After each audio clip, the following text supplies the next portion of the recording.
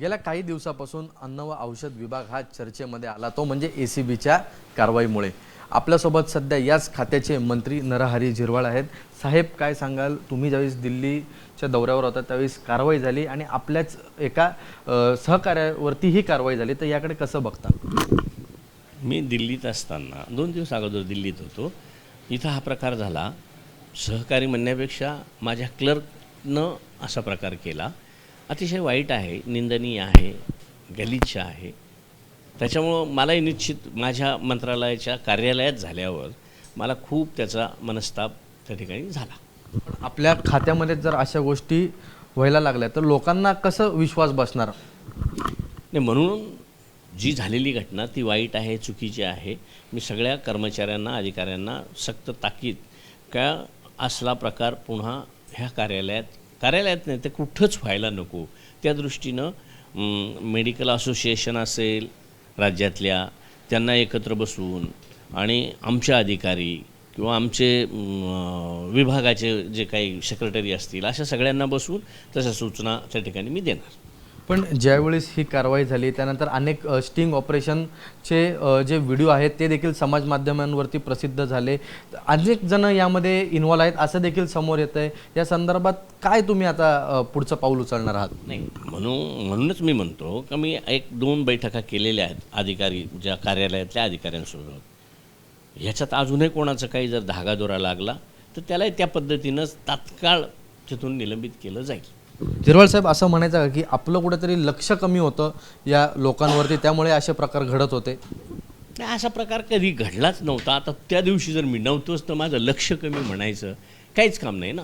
आणि प्रत्येक वेळेला कागद घेणं देणं ही ज्यांची जबाबदारी होती त्यांनी ते करत राहिले, पण याच्या अगोदर कुठंच त्याची जाणीव त्या ठिकाणी झालेली नव्हती।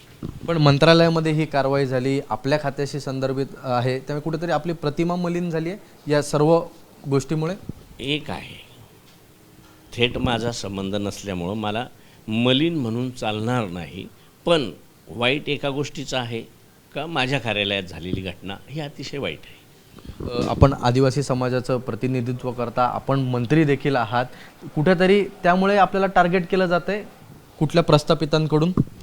मला तरी असं कधीच जाणवलं नाही, जाणवणार नाही, कारण मी आज 2004 सालापासून ही जी सगळी प्रमुख लोक आहेत, मग मुख्यमंत्री असतील, माजी मुख्यमंत्री शिंदेसाहेब त्यावेळेला मुख्यमंत्री होते, दादा असतील किंवा चंद्रकांत दादा असतील, नाना पटोले साहेब असतील, वडेट्टीवार साहेब असतील, हे आम्ही अनेक वेळा एकत्र राहिलो आहे, एकत्र बसलो आहे, चर्चा होत असतात। पण कधीही असं जाणवलं नाही का मी कोणाचा तरी बाबा एक वेगळा राजकीय विरोधक आहे किंवा काय आणि म्हणून मला त्रास होईल, असं अजिबात नाही।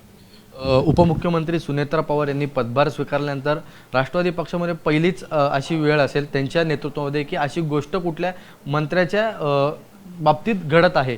या संदर्भात सुनेत्रा पवार यांच्यासोबत काही चर्चा झाली आपली? कदाचित ताईच्या एंट्री आणि हा प्रकार होणं म्हणजे याच्या एवढं दुसरं वाईट काहीच नाही आहे का त्या माऊलीला पहिलाच दिवस आणि त्याच दिवशी असा प्रकार झाला। म्हणून मी सगळ्या माझ्याच विभागाच्या लोकांना नाही तर सगळ्या कर्मचाऱ्यांना, सगळ्या अधिकाऱ्यांना माझी कळकळीची विनंती राहील का करतो कोण आणि त्याची किंमत कोणाला मोजावं लागते एवढी जाणीव ठेवून आणि त्या ठिकाणी आपलं कामकाज करावं। झिरवाळ साहेब, प्रश्न एक असा उपस्थित राहतो की ज्या दिवसापासून राष्ट्रवादी ही महायुतीमध्ये सामील झाले तेव्हापासून राष्ट्रवादीचेच नेते हे टार्गेटवर येतात। मग धनंजय मुंडे असतील, माणिकराव कोकाटे असतील, आता तुम्ही असेल, धनंजय मुंडे हे पण त्यांच्या एका जवळच्याच व्यक्तीमुळे शेवटी त्यांना पद सोडावं लागलं, हे देखील तेवढंच खरं आहे? नाही, आता कोणाचं कशामुळं पद गेलं असेल, कोणाचं कशामुळं, त्याच्यावर भाष्य करणं योग्य नाही।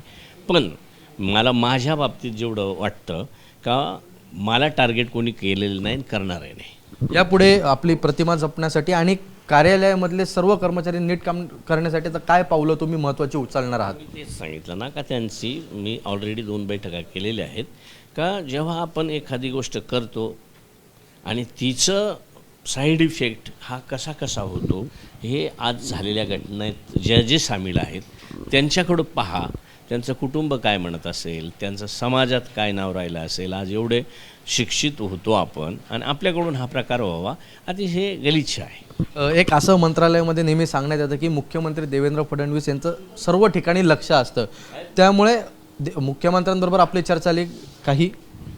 त्यांचं खरंच बारकाईने लक्ष असतं आणि लक्ष असावं, कारण ते प्रमुख आहेत. शेवटी माझ्या कार्यालयात म्हणताना सरकारची प्रतिमेला डाग लागतो, म्हणूनसाठी मी याच्यानंतर निश्चित काळजी घेणार. शेवटचा प्रश्न, अर्थसंकल्पीय अधिवेशन येतंय, यामध्ये विरोधक कुठेतरी या सर्व घटनेवरून आता आक्रमक होताना आपल्याला दिसतील, तर कशा प्रकारे तुम्ही उत्तरं देणार आहात? नाही, भविष्य सांगायचं मला वाटतं आक्रमक होतील हे कशावरून? आक्रमक होणार नाही. मी सांगतो ना, माझा थेट संबंध नाही, माझ्यावर सगळ्यांचा विश्वास आहे, माझा सगळ्यांवर विश्वास आहे, त्याच्यामुळं हे भविष्यवाणी काय कामाची. एक शेवटचा प्रश्न असा होता की गुटखाबंदी संदर्भात आपण आवाज उठवताय, मकोकासारखे कायदे यामध्ये लागू करा असं देखील आपली मागणी आहे, तर ही या अर्थसंकल्पीय अधिवेशनामध्ये काही गोष्ट समोर येतील? नाही, त्याच्या संदर्भात अजूनही परिपूर्ण कायदा जो करायचा मकोकापेक्षा वेगळा, पण तो गंभीर स्वरूपाचा, तर त्याची अजून पूर्तता झाली नाही. त्याच्यामुळं त्याचं बिल आताच्या वेळेला प्रयत्न आहे, शक्यता कमी आहे का ते बिल आणलं जाईल, पण निश्चित त्याचा त्रास किंवा त्याची ॲक्शन म्हणून मला त्रास होतो, तर मग त्रास न होणारी गोष्ट तर त्याच्यावर बंदोबस्तही होणार नाही. म्हणून त्याचा याच्याशी कुठलाही संबंध नाही. ह्या अधिवेशनमध्ये तो आणण्याचा प्रयत्न राहील. होते आपल्यासोबत मंत्री नरहरी झिरवळ, ज्यांनी सांगितलं आहे की यापुढे आता कशा प्रकारे मी माझ्या कार्यालयावरती आणि कर्मचाऱ्यांवरती लक्ष ठेवणार आणि कुठेही आता जी प्रतिमा आहे ती मलिन न होता कशा प्रकारे चांगलं काम होईल याकडे देखील अधिक लक्ष देणार. कॅमेरामन कृष्णा कापरेसह ईशान देशमुख, एबीपी माझा, मुंबई. एबीपी माझा, उघडा डोळे बघा नीट.